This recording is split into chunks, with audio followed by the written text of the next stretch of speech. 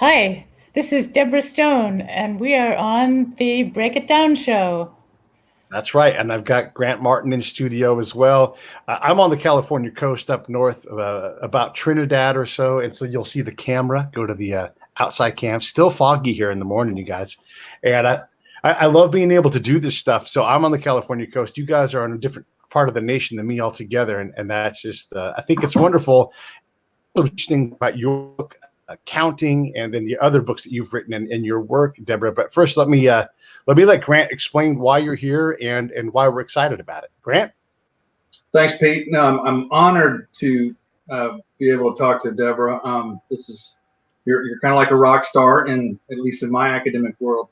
But so I am a U.S. Army officer, but I'm also studying at NC State University under Dr. Brandon Noel in public administration, and our public policy class, led by Tom Birkland, had us read your book, Policy Paradox. And up until that time, I witnessed in the military a lot of paradoxes and been really curious as to why we do what we do, sometimes contradictory, and there's just a lot of paradox going on, a lot of things that I just couldn't understand and wondered why the bureaucracy did what it did. And then I read your book, Policy Paradoxes, as part of the policy class. But interestingly enough, a lot of military officers, professors at the War College, people at Special Operations Command also recommend that book, that Policy Paradox book. So I don't know if you know how kind of famous you are, but I was wondering, I'd like to start out by asking you, what led you to that book, The Policy Paradox, and the ideas that were in that? Thanks, Grant. First of all, I want to say I've been really thrilled to get to know you. I can't tell you how exciting it is for an author to have a student come live.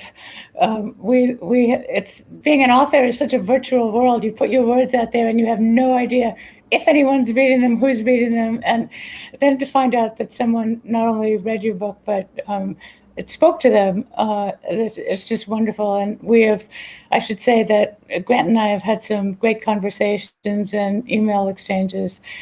And that's one of the wonderful things about being a teacher is that you learn so much from your students. And just in the last week, I've learned so much from Grant. So why I wrote this book, I went to graduate school in political science. And at the time I went to graduate school, there was no field of public policy. It was sort of bread and butter political science. We studied American democracy, political parties, how people fight to get control of the government. If you were interested in international relations and defense policy, you could study that. But I was working mostly on social issues. And then just as I came out of graduate school, there was a new field of public policy being created. Foundations were pouring money into schools to set up programs in public policy to get power. The idea behind public policy is what do governments do with their power once they have it to make life better?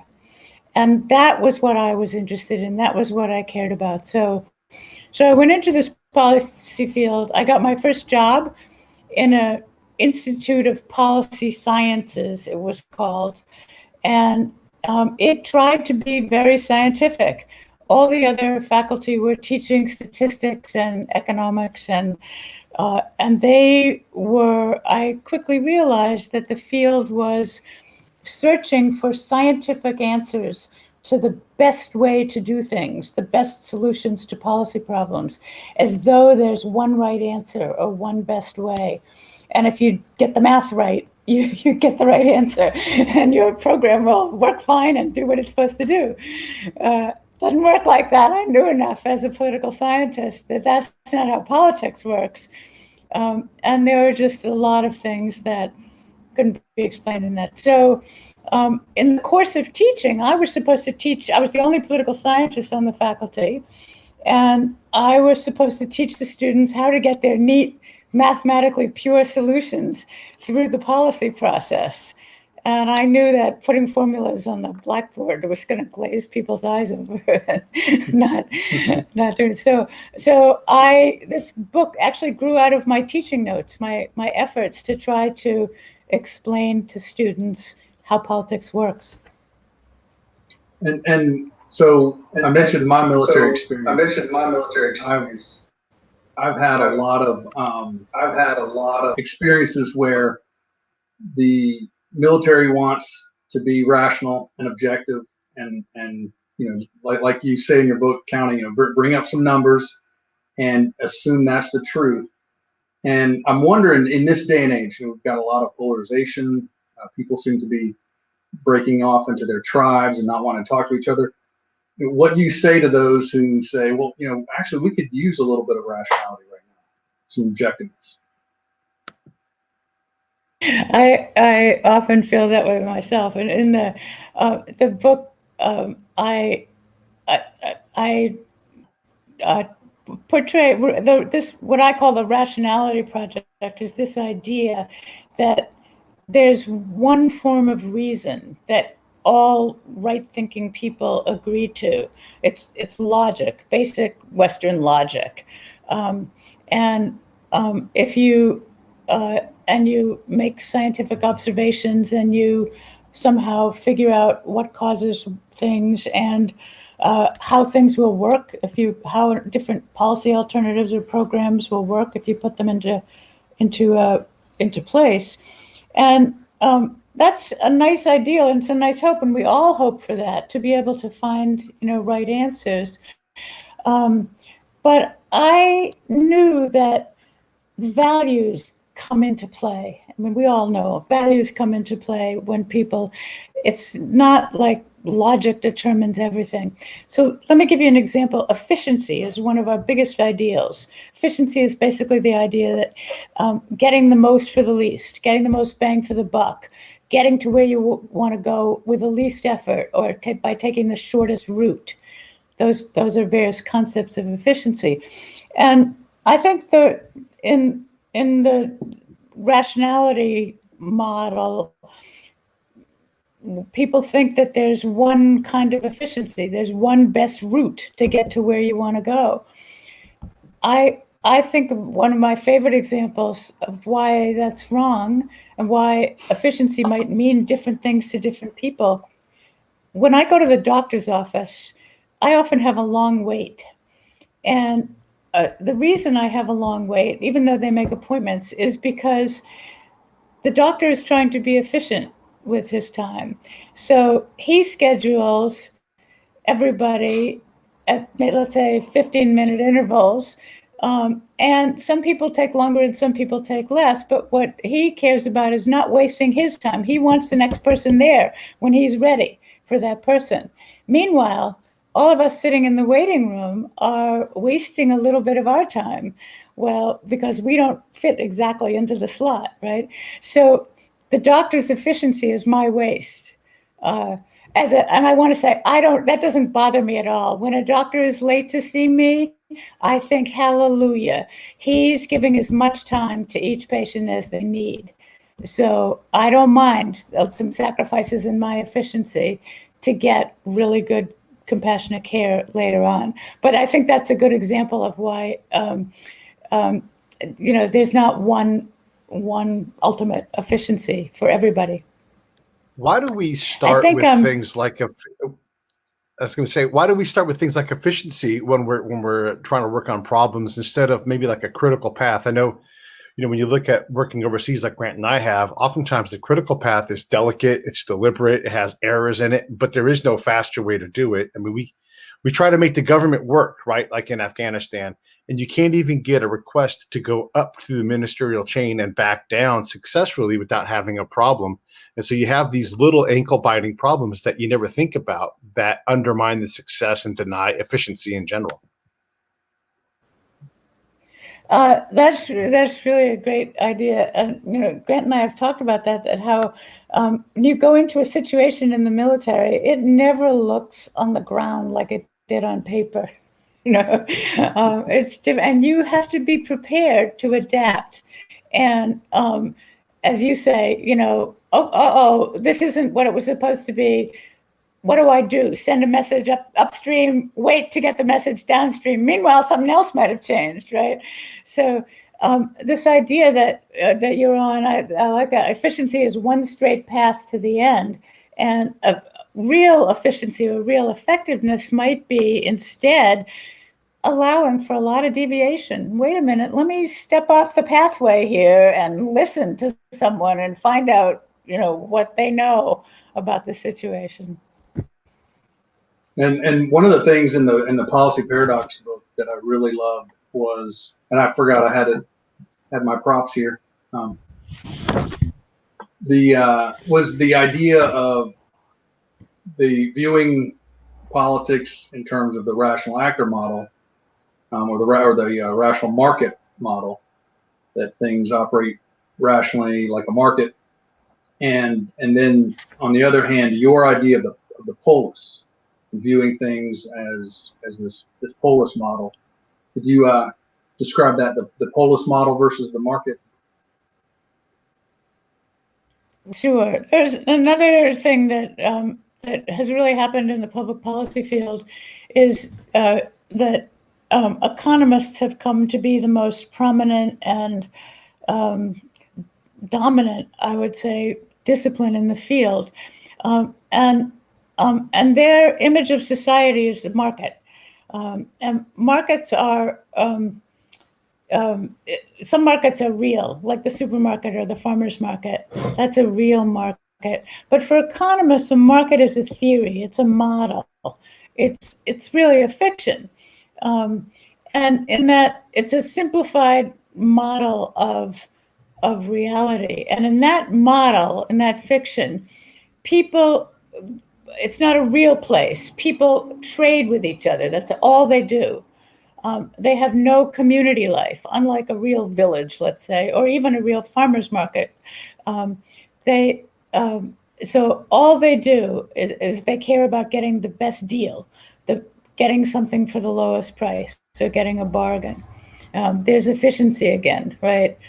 And the polis is my term for a real community. It comes from the ancient Greeks who called their community a polis.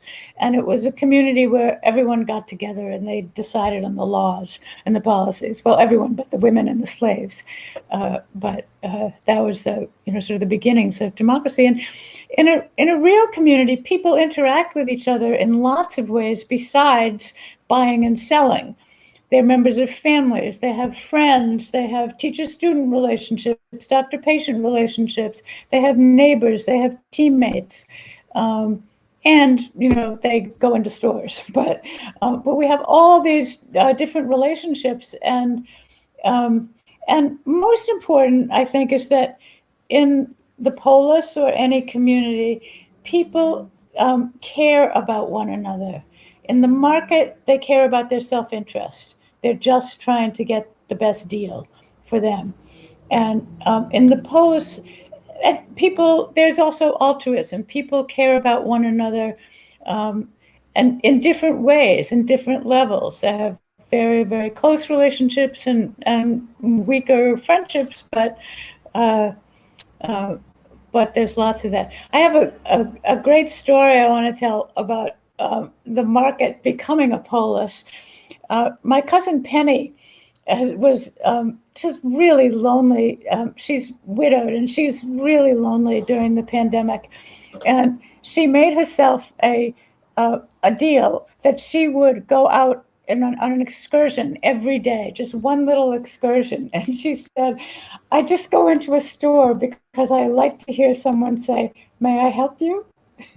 and it was just like a connection from a friendship.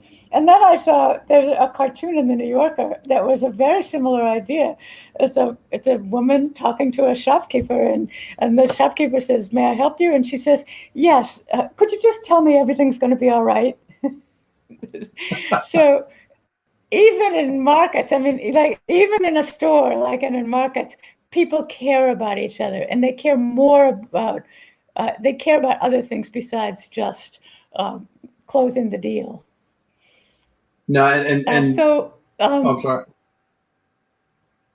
Yeah, I just want to say that that the point of going into all this is that I believe that policymaking will be more successful if we design it taking into account trying to harness altruism along with self-interest. The economic free market model is just let everybody pursue their self-interest, and if everybody maximizes their interest, somehow the general well-being will will happen.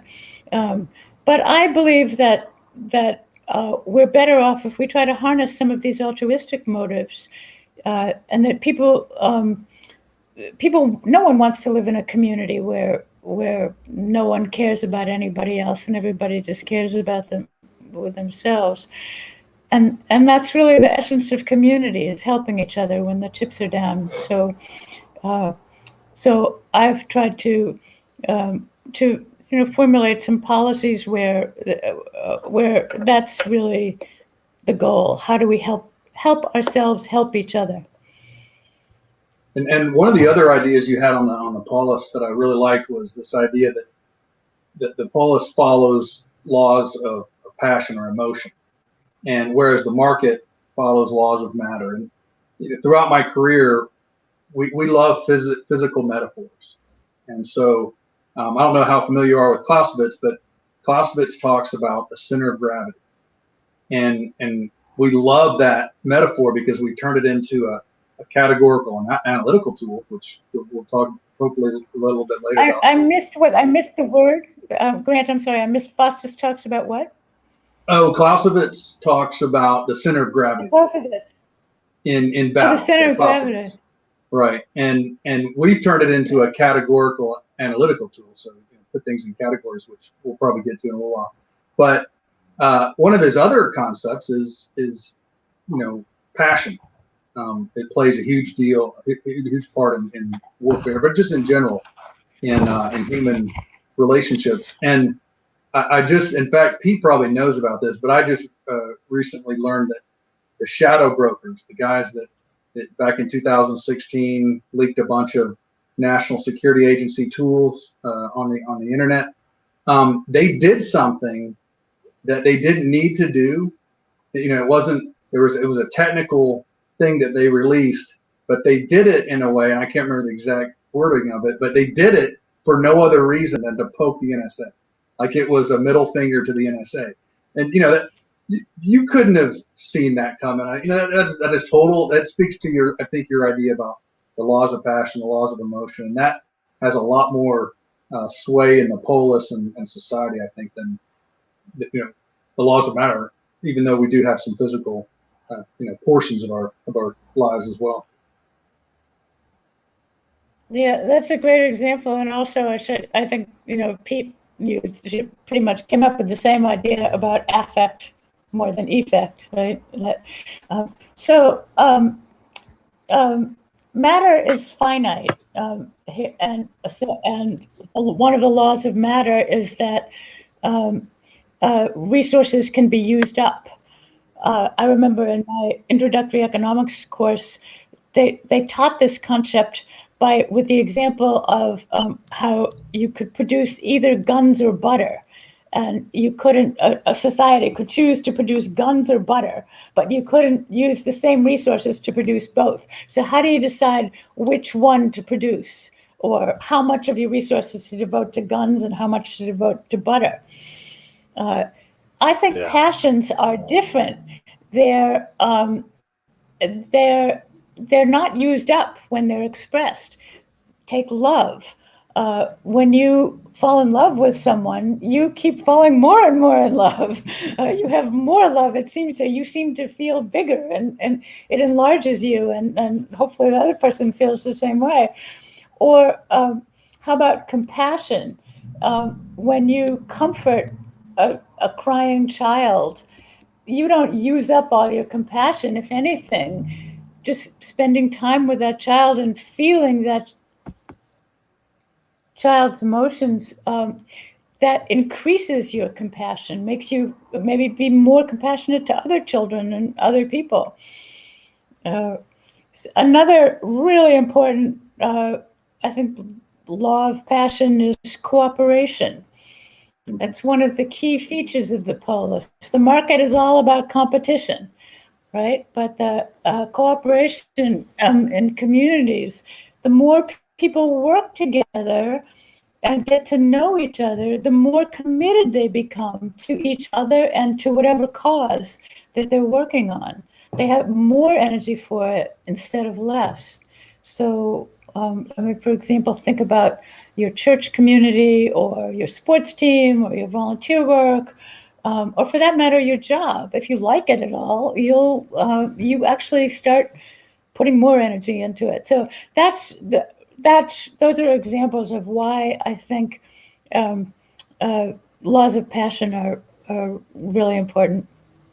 This is a great thing. Like for what we try to do when we're overseas, we talk about class fits a lot, and I like to kind of poke the military bear, and I say, but the civil population is the center of gravity. You know, you can try to go take on a military target and win militarily, but we always win militarily, except for we don't win overall. And we can't create that affect in the villages, in the cities. You can't, you know, we are the insurgents in effect, right? We try to bring in this new form of government, new rule of law, but we don't gather people around. And it's not that we have to win hearts and minds. It's that we have to be able to allow the government to establish legitimacy. They don't have a postal service. They don't have banking. They don't have fire departments, none of these things. And so we focus all this energy on trying to undermine the Taliban, but the Taliban are of that area. They are from there. You know, Al-Qaeda, it's partly a political party. So we have all these problems when we look at these situations where we are the bigger problem.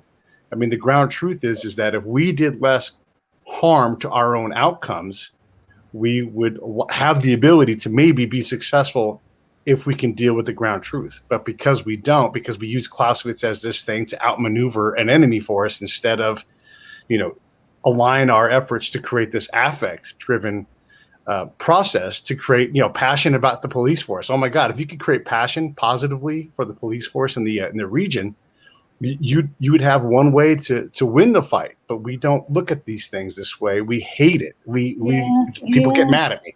Yeah. Well, and I know Pete. You know, I had a similar experience. No, go ahead, Deborah. Oh, okay. So about the importance of winning over civil society rather than or in addition to whatever military goals you have. I had a similar experience when I was a graduate student. I went to Germany to study their national health insurance system because I thought it could be a model for the United States. And that was my policy goal, to get universal health insurance.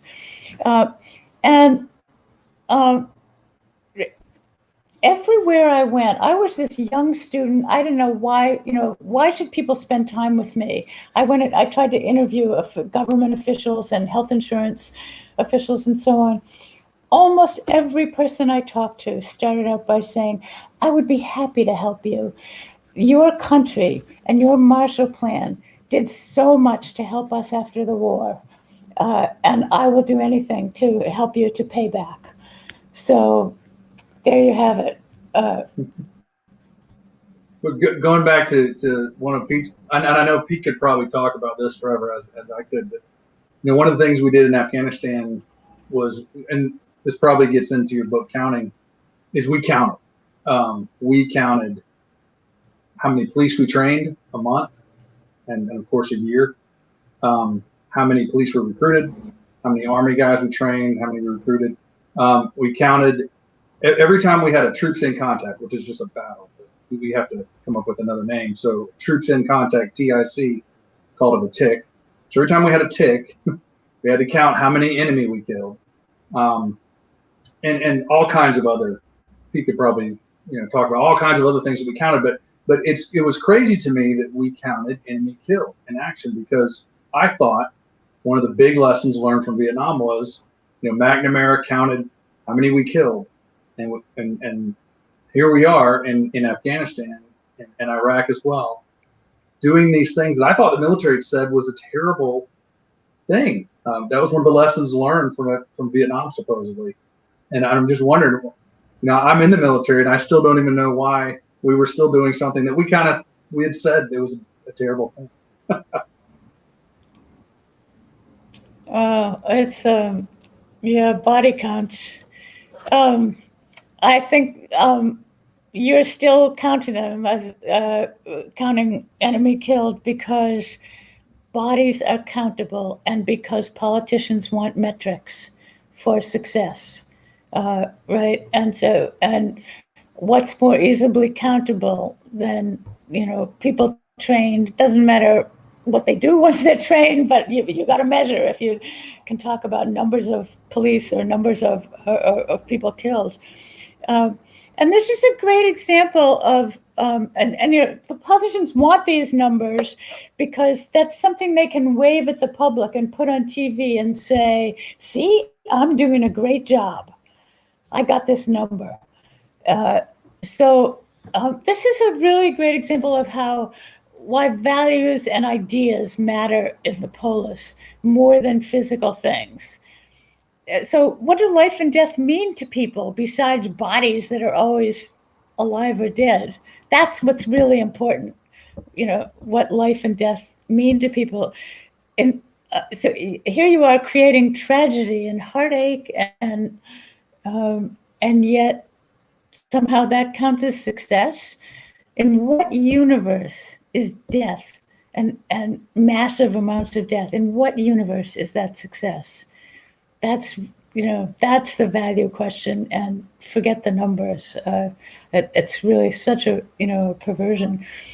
Here's another thing about numbers that fascinates me, and really what led me to write the book about counting. Any number by itself doesn't mean anything. You say 500 people killed today. Or some general says that, right? What does that mean? So what? Is that a lot or a little? Well, I don't know. It's fewer than died in 9/11, but it's more than more than we're used to, whatever. Anyway, right. Is it a lot? How do we know what a number means? Numbers get their meaning from the stories people tell about them. So General McNamara didn't just put out body counts, numbers in the war. He told us in the Vietnam War, he told us what the numbers meant, and that they meant we're winning the war. So when I say numbers have authors, I like to say numbers have authors, just like books do, or stories do. And when people put out numbers, they tell a story about it. They tell their audience what it means. Just like an author does, and in the Vietnam War, so McNamara said these numbers mean we're winning the war. He tried to convince Congress of that. Keep giving us more money and authorizations. Other people asserted counter stories. This is how politics goes, through stories, right? So other people said, hey, high numbers mean we're causing a lot of heartache and tragedy.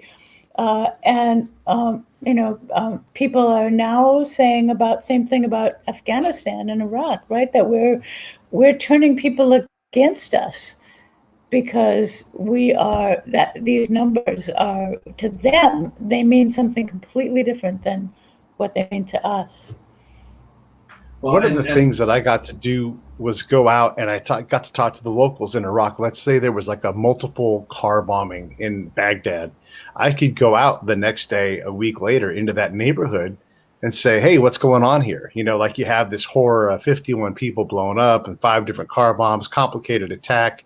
But like the very next day, people have lives and they're still continuing their lives. And so you can ask these questions. And so instead of looking at this battle damage assessment and counting bodies like you were talking about, I'm able to say, what do we do about this? And they laugh. They laugh in my face and they go, there's nothing you guys are going to do about it, and we still have to go live our lives. And so you have to like relook at these problems.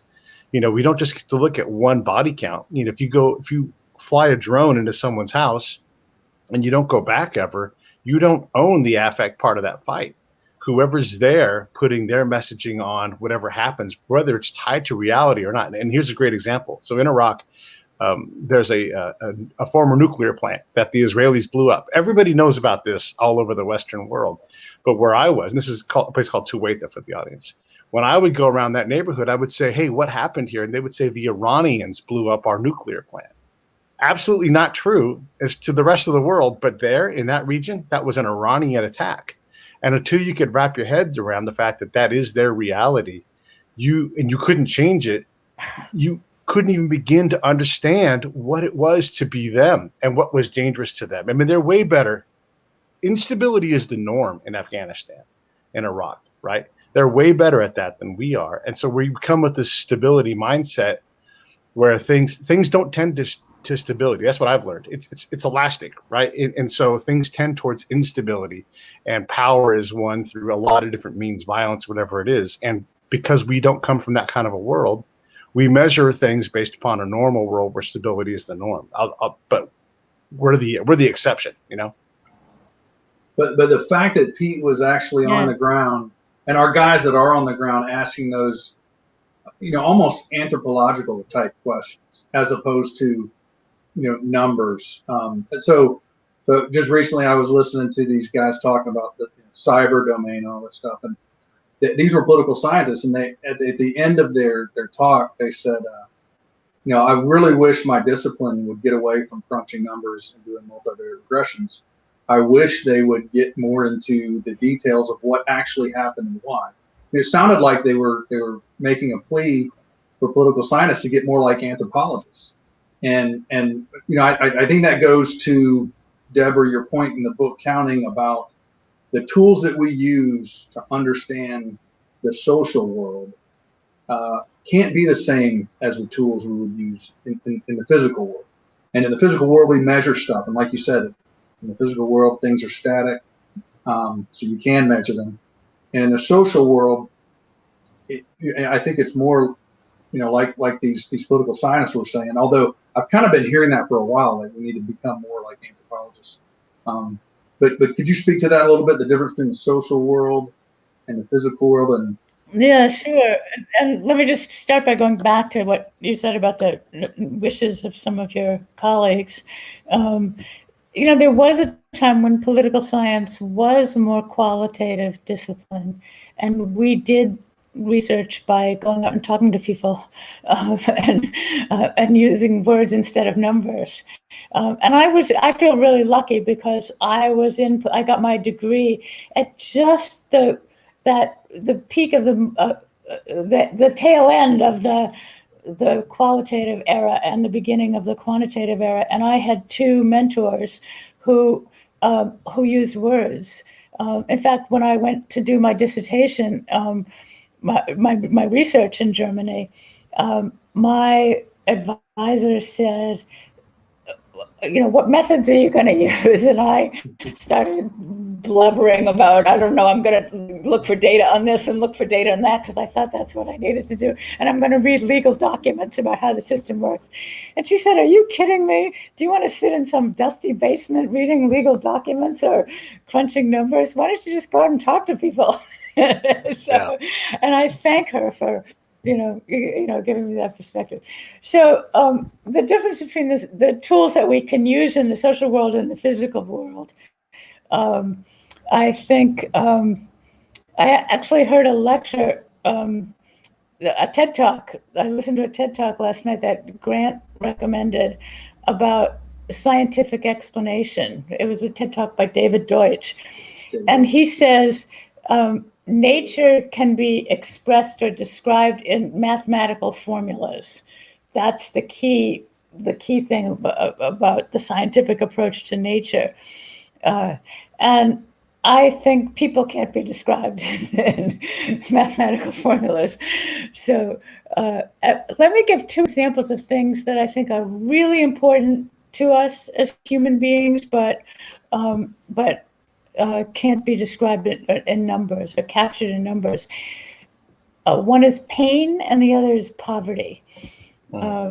So if you've ever, been to the doctor with some, sprained ankle or something, they'll ask you on a scale from 1 to 10, how bad is your pain? And I don't know about you, but when I get asked that question, I have no idea how to answer it. What is a 4 mean? Am I a 4 or 6 or 9? I don't know. I'm always worried about and- giving too low a number and then they'll stop listening to me, or too high of a number and then they'll rush me to the ER. Well, that's exactly the point, is that what it is, pain is the ultimate subjective experience. No one else can feel your pain, despite what they say, right? Yeah.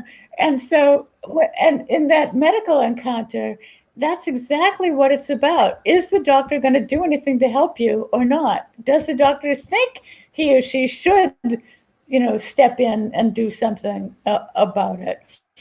I had a friend who have a friend who has very severe cancer and a lot of pain from it, and she's marvelously been doing really well. But every time she goes to the doctor, they ask her, "What's your number?"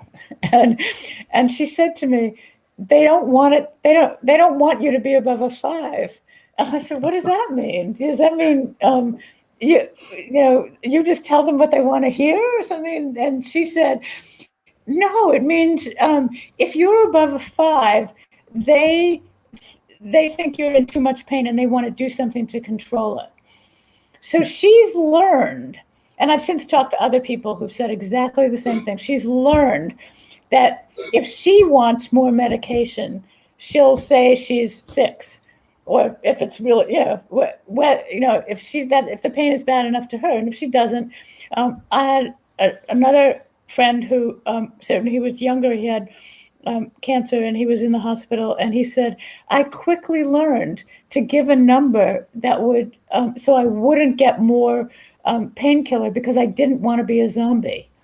So this numbers become a language of communication and strategic dealing with each other. And I think that's a way that, I think the pain scale has become very useful to people, and but to pretend that there's any objectivity about that is crazy, right? It's become useful because it's created a language to talk about something that is non-mathematical and, and subjective. The other example I give is poverty. How much income does a person need not to be poor? That's how we make poverty policy. In the United States and pretty much every country, we decide whether people are going to get social assistance based on whether they are above that number or below that number, right?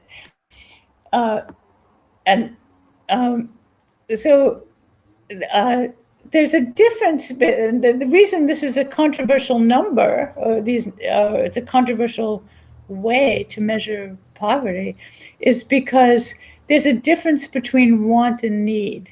We don't feel obligated to give people everything they want, but we do. Most of us feel obligated to try to help people who have absolute needs. Poverty is an idea. It's an idea about when we want to give assistance to people. One way to measure it is we could total up the cost of food and housing and medical care and other essential things, and then we could say, come up with a number and say a family of 4 needs about $25,000 a year based on those costs to not be poor, to survive and survive well, well enough with, decent nutrition and housing and so on. And that's pretty much what we do with our poverty line. But poverty is also relative. Your people compare themselves to the people around them. So an amount of money that would make you rich in a village in India would leave you dirt poor in New York City. Right? And it's not like there's one amount of money that, one number that is the line between poverty and not, not poor. One little, yeah. Oh, one little story, like the Gallup polls, they've been doing for about 40 years. They ask every year, how much money does a person in in this society need to get along. And over the 40 years, the number has gone up along with the average income of, of people. People want to be like the Joneses, and they want to. So, and I think Adam Smith, who, the famous Wealth of Nations guy, he had another way to think about need that I really like. He was writing in 18th century England, and he said, in people should be things that should be considered necessaries, he called them. We would say necessities, but necessaries. A thing is necessary if a person would feel ashamed not to have them. And the example he gave was, he said, in ancient Greece, a linen shirt would be a luxury. But in our day, 18th century England, a laborer who went out without a linen shirt, went out in public without one, would be ashamed and probably wouldn't get hired. So there are standards of dignity and standards of decency, and that's really important. Again, coming back to values and emotions, right?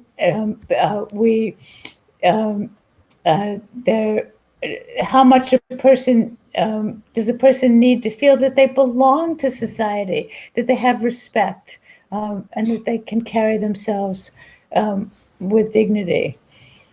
So ultimately, the way we think about these ideas and values that are so important to us, like pain and poverty, they rest on our motives. They rest on what we feel morally obligated to do about problems. When do we feel okay about people asking us for help, and when do we feel okay about asking others for help? That's what goes into all the thinking about poverty and pain that isn't at all captured in the numbers. Deborah, one of the things that I know, and I'm a big fan of quantitative data. We've talked a lot about this. So when I go out, I want to find things out, but I have to remove myself from the equation. So when I go out to ask these questions, it can't be my goal I can't look for data that will support my findings in my head, right? And it's really easy to do that, whether you're on the left side of the political spectrum or the right.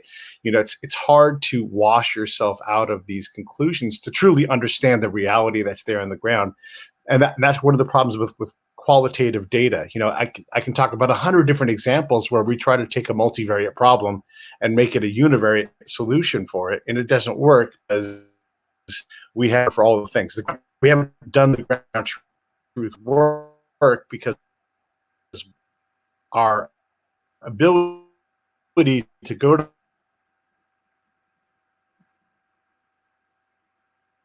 think we might have lost Pete.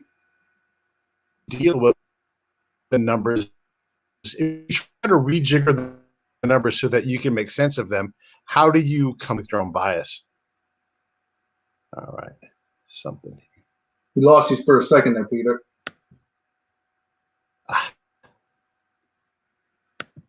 And you need to unmute Deborah. Hello. We are stuck. I am stuck. I think Deborah's muted. Can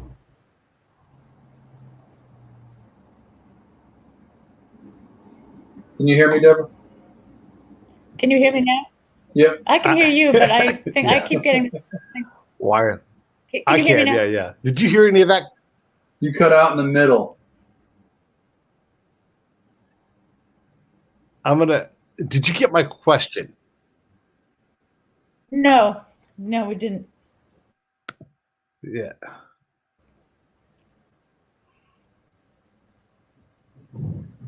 I think the main thing Pete was talking about was that, sort of the problem, and I would say it's not just a problem with the qualitative side of research and questions. It's the problem, I think, as you mentioned in the book Counting, with the quantitative side as well. And that's, how do you take your biases, your frame out? Because we all have these, these ways that we view the world. And so to think that we can come in and objectively look at whether it's numbers or someone telling us a story and put our way of looking at the world aside and objectively collect these things and interpret them and then report them is naive, right? But that's not a qualitative or a quantitative problem. That's just a problem, whether you're doing numbers or storage, right? Yeah, it is. It is a problem, and I think one thing I did hear Pete say is that we have a tendency to look for either data or stories that confirm our own opinions or biases, whatever you want to call it. And there's a lot of interesting cognitive psychology work that shows that that is how people think, that they do tend to give more importance to data that confirms their beliefs and underestimate or ignore data that disagrees with them. So I think that's something, if we know that about ourselves, we can try to counteract it by actively asking people to play devil's advocate with us or disagree with us, and by looking for people or readings or whatever who that are that disagree with us, and try to restrain ourselves from dismissing them right away, and to say, well, let me think about that. Let me say to yourself, let me think about that and see if I can come around to it. And here, I think talking to other people is so important. This is where numbers can't help, but talking with people who disagree with you, if you can establish an alliance, a friendship, a care for each other first, then say, can you put me in your shoes? Show me how you think about this. And something I try to do is say, give me specific examples, or I'll come up with an example and say, how do you, tell me how you would think about this. So, and I think that's an admirable thing to try to counteract that. And one of the keys, I think one of the key points of your book Counting was that that's not a problem just with qualitative data or stories. That's a problem with numbers as well. That we cherry pick our numbers. Numbers aren't objective. But it is a criticism I have heard with qualitative research, that it's you're more likely to be biased or see things that you'd like to see. But I think that was the point of your book Counting, is that no, that's the same problem with the numbers as well. The story behind the numbers is just as important as the number itself. A lot of times we try to reify that number and pretend it's an objective thing, right? Yeah. Actually, Grant, you sent me an article about how mathematicians, people who are quite savvy at math, somebody did experimentation. They gave a problem to people who are quite good at math and people who were not so good at math, and asked them to solve the problem. And the problem involved, I think, involved gun control, and whether gun controls would reduce the amount of violence and deaths from guns or not. And there were certain numbers that purported to be, it was an experiment, right? That purported to say they did or they didn't. And it turned out that people who were mathematically more savvy were more likely to get the wrong answer than people who are not mathematically savvy. If they had strong feelings about the issue, so they would just say that the mathematically right answer was the one that agreed with their ideology. Right. So it's not only a problem with qualitative; it's a problem with quantitative. Right. And going back to one of your earlier comments about abstractions, trying to measure or put some kind of numerical value on an abstraction. I think I shared the story with you that we've tried to measure all kinds of abstractions in Army training, to include, I've seen, people trying to measure courage and things, and trying to put it on a 10-point scale. You mentioned pain on a 10-point scale, but but even other kinds of abstractions, like I've seen your capability to do unconventional warfare as an individual, and that number is given, that abstraction really, because that's packing a lot of stuff into measuring an individual, that is given a value for a student, 5, 6, 7. And I was telling you that I was asking my instructors where these numbers came from, and I said, well, if they pass, they get a 7. If they don't pass, they get a 3. That's about it. That's all we have time to do anyway, and we don't even know what the numbers mean anyway. And then we would aggregate all those numbers together, and we'd have to explain why one of these abstractions went down for a whole class. And it was really just reflecting how many people have recycled or got kicked out.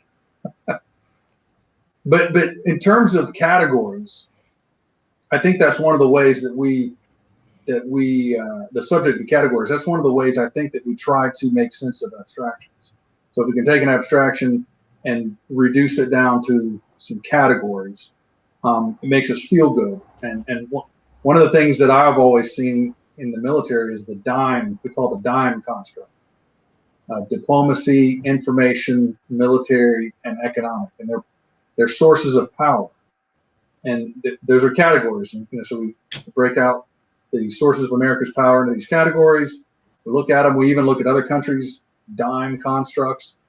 And, at the end of the day, all we've done is reduce some subjects down into these categories. There really isn't any analysis. In fact, I think it's interesting that these categories aren't even the same. I mean, information is not the same as military. I mean, it's just boggles my brain when we do this. But you go into that subject, categorical thinking, in the book Counting, right? I think the most surprising thing I came up with when I started thinking about counting was when I realized that if counting isn't just a matter of lining up things and going 1, 2, 3, and so on, putting number words on things. First, you have to decide what it is you're counting, what belongs in the category of your counting. The best way I know to illustrate this is this book. So Dr. Seuss, One Fish, Two Fish. It begins 1 fish, 2 fish, red fish, blue fish, black fish, blue fish, old fish, new fish. This one has a little star. This one has a little car. Say, what a lot of fish there are. And when I looked at this book, I started working on the book about counting, I wanted to see how did children learn how to count. And I thought this was a counting book because it starts 1 fish, 2 fish. But did you see what happened? He didn't get past 2.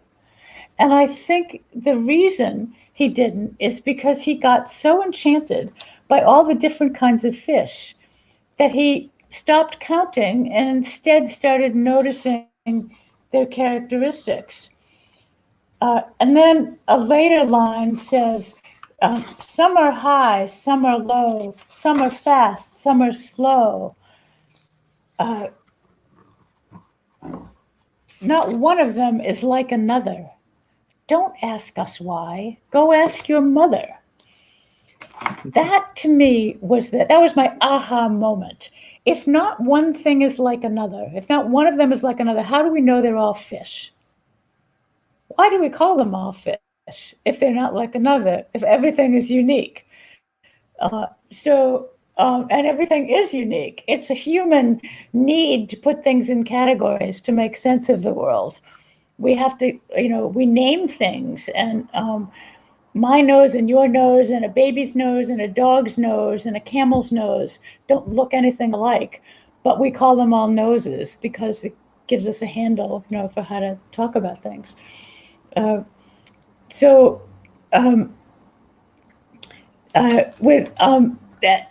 the point about Dr. Seuss about 1 fish, 2 fish. If not one thing is like another, and it's a human decision to decide what counts as a fish. I think a really good policy analogy to this is the census, the U.S. Census, that asks questions about race. What race are you? How do we categorize people into race? Well, everybody is a mix of their parents' genes, and their parents are a mix of their parents' genes. And if there's any sort of genetic component to race, any one person is a mishmash of everything, and not one of them is like another. So how do we decide? How does the census decide to put people into categories? And it basically comes up with the Census Bureau used to come up with arbitrary rules, used to have census takers go around and look at people and just say, according to their looks, did they have curly hair and brown skin? Then they were Black. Or who did they live with? And then starting in 1960, the census allowed people to say what their own race was. So the question asked, what race are you? And people could fill that out. But it's a total problem to count race in the census because of sex. Lots of things are problems because of sex, right? This is a problem because people reproduce sexually, and their children are a mixture of who they are. How do you count the children? Even if you would agree on what the adults are, how do you count the children of a so-called mixed race marriage?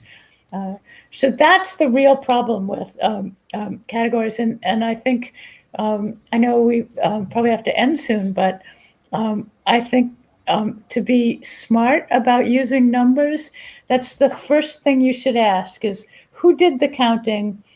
Why did they do the counting? What did they decide to count?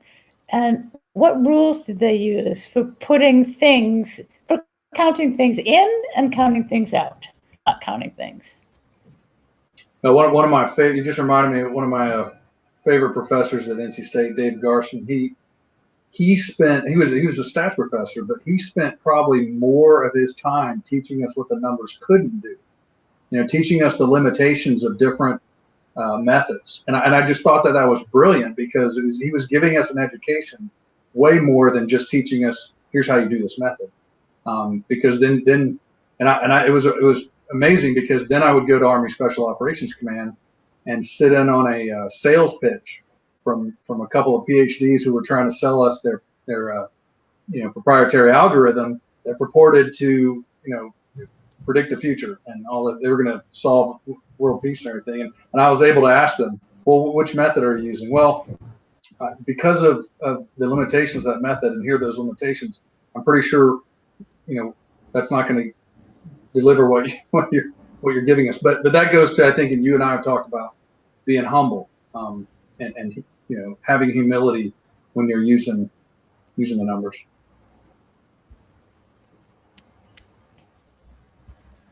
I think that's the most important thing. First of all, I want to take that course, so I hope you'll connect me with your professor, and I'm going to write him for his syllabus.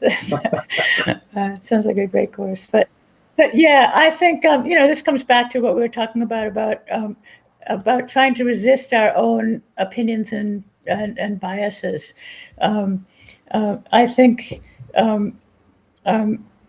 Again, if I were trying to, count anything, count courage, count effectiveness, the first thing I'd do is to go to people who are going to be affected by my count and ask them what matters to them. One of my favorite examples is the Everyday Peace Indicator project in Afghanistan. Pete talked about the number of police we trained, or maybe you did, Grant, as being a measure of our effectiveness. And what in this Everyday Peace Indicators project, they went into villages and they asked people, how do you know if there's peace in your village? What signals do you get that tell you that there's peace? And one of the signals was If we see police at their outposts, we know that there's peace. That surprised me, because what they didn't say was, if there are X number of police, then we're more secure. Right. But yeah, right. What they felt was that often what was really happening is police were collecting their paycheck but not showing up for the job. It didn't matter how many there were; they weren't showing up. And some of them who did show up were raping and robbing the villagers instead of protecting them. So when villagers said, "We know there's peace when we see police at their output," it meant that police were doing their job. They were on the job and they were doing their job. That was a really good measure. So that, and I think having that humility to go say, you don't know what is effective, ask people what they think is effective in their life, is a good way to measure. Well, on that note, I know we could talk about these subjects forever. I did want to throw out the book, Counting. Awesome book. I don't know if I'm actually. Yeah, Pete's back. I was just closing up. But awesome book. Highly recommend it. And maybe we can have you back on sometime if people allow it. And if you're interested, Deborah. I'd love that. Please. I'd love that. Yes, please. You guys have a lot of fun. Stand by. Thank you very, very much for having me. Hey, thanks for watching the show. I really appreciate it. Right here, you can subscribe. Please do that. It makes the show grow. Hit that notification.